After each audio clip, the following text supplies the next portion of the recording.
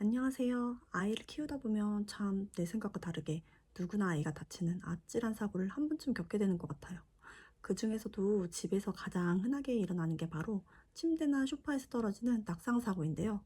오늘은 이 낙상사고를 미리 막을 수 있는 확실한 예방 방법부터 아무리 조심해도 어쩔 수 없이 사고가 발생했을 때 우리가 당황하지 않고 어떻게 똑부러지게 대처해야 하는지 핵심만 쏙쏙 정리해 드릴게요. 아기가 잡고 일어서기 시작하면 이때부터는 정말 눈을 떼시면 안 돼요. 아직 아기들은 대근육 발달이 미숙해서 행동은 서툰데 위험하다는 인지가 전혀 없거든요. 게다가 신체 구조상 머리가 제일 무겁기 때문에 중심을 잃으면 무조건 머리부터 떨어져요. 저는 아직도 기억이 선명해요. 아기가 깊은 잠에 들었길래 방문 살짝 닫아놓고 밖에서 밀린 집안일을 하고 있었거든요. 근데 정말 아무런 기척도 없이 갑자기 안방에서 쿵 하고 바닥이 울리는 소리가 나는 거예요. 그리고 이어서 아기 자지러지는 울음소리.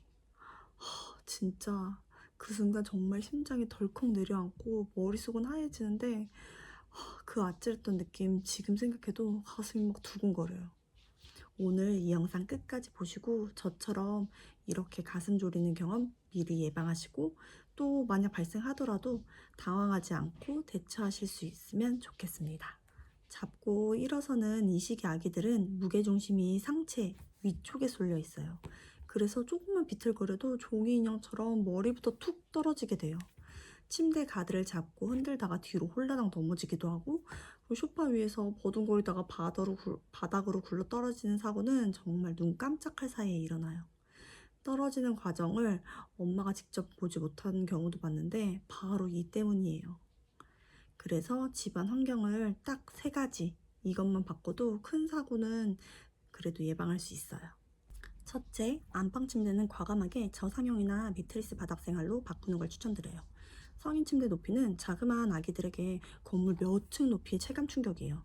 침대를 꼭 쓰셔야 한다면 사방을 빈틈없이 막아주는 고정식 가드를 정말 튼튼하게 설치해야 될 것 같아요. 둘째, 기저귀 교환대 그리고 소파 위에선 손 떼지 않기예요. 물티슈 한 장만 얼른 가져와야지 하고서 진짜 뒤돌아서는 그 1초 사이에 꼭 사고가 나더라고요. 움직여야 한다면 귀찮더라도 아기를 꼭 안거나 아니면 안전한 매트 바닥에 완전히 내려놓고 움직이시는 게 마음도 편하고 일어날 수 있는 그 사고 막을 수 있어요. 그리고 셋째, 가구 재배치하기예요.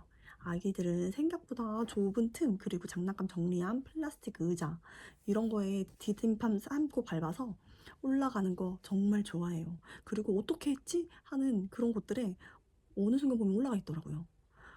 이런 물건들 특히 창문 근처나 그리고 소파 주변에 있으면 지금 당장 다른 곳으로 치우셔야 해요. 그리고 올라가 있는 걸 본다면 바로 소리 지를 게 아니라 아기가 놀라서 떨어질 수 있어요, 오히려. 빨리 가서 조용히 다가가서 떨어질 거 대비해서 항상 손으로 받칠 준비하셔야 해요. 자, 근데 이미 사고가 나서 아기가 바닥에 떨어졌다면 어떻게 할까요? 이게 제일 중요한 것 같아요.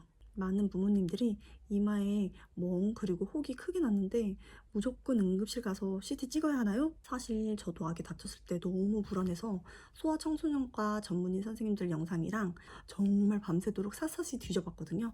의학계에서 공통적으로 제시하는 기준이 딱 있더라고요.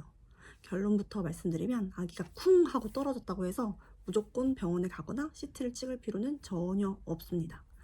영유아기 CT는 오히려 방사선 노출 위험이 더 크기 때문에 의사 선생님들도 겉에 난 혹이나 멍만 보고서는 무작정 CT를 권하시진 않아요. 뼈가 부러진 게 아니라면 일반 엑스레이로는 내 내부를 볼 수도 없고요. 대신 우리는 사고 발생한 직후부터 3일, 72시간 동안 아기 상태를 차분하게 좀 관찰하시는 게 필요해요. 전문가들이 입을 모아서 병원 응급실로 즉시 뛰어가야 된다고 말하는 5가지 위험 신호 제가 정리해 봤는데요. 바로 알려드릴게요.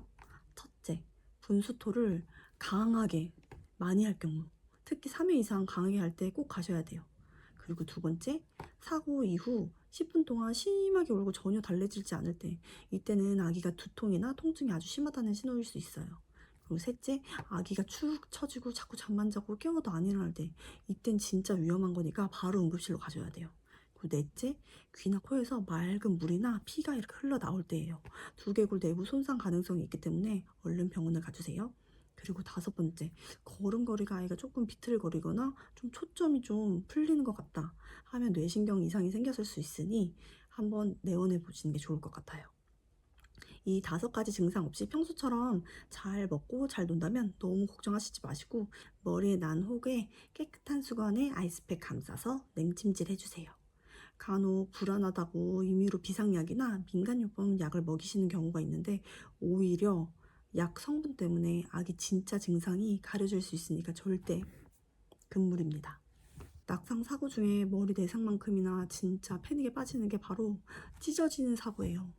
저희 아이도 한 번은 소파 위에서 기어다니면서 장난치다가 그냥 천천히 스르르 미끄러지면서 이마를 박았는데 살이 워낙 연해서 그런지 그만 쩍 하고 찢어지고 말았거든요.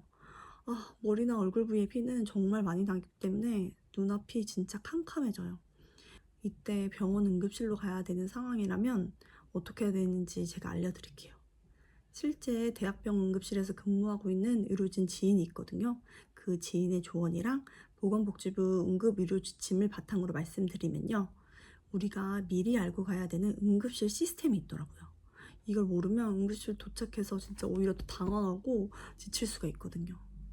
첫째는 바로 응급실은 선착순이 아니라 바로 중증도 순서예요. 응급실 열고 들어가면 접수하기 전에 간호사 선생님이 아기 상태부터 확인해 주실 거예요. 근데 내가 먼저 왔는데 아기 상태가 비교적 안정적이라면 대기 시간이 좀 길어질 수 있어요. 왜 우리 애 안 봐주지? 하고 답답해 하시기보다 우리 아기 상태가 지금 당장 숨이 넘어갈 정도로 위험한 건 아니구나 라고 차분하게 침착하게 마음을 가라앉히면서 아이를 봐주시는 게 좋습니다. 2번째, 처음부터 병원을 잘 고르셔야 돼요. 얼굴이나 이마 상처는 흉터가 덜 남게 정교하게 꿰매는 게 진짜 중요하잖아요.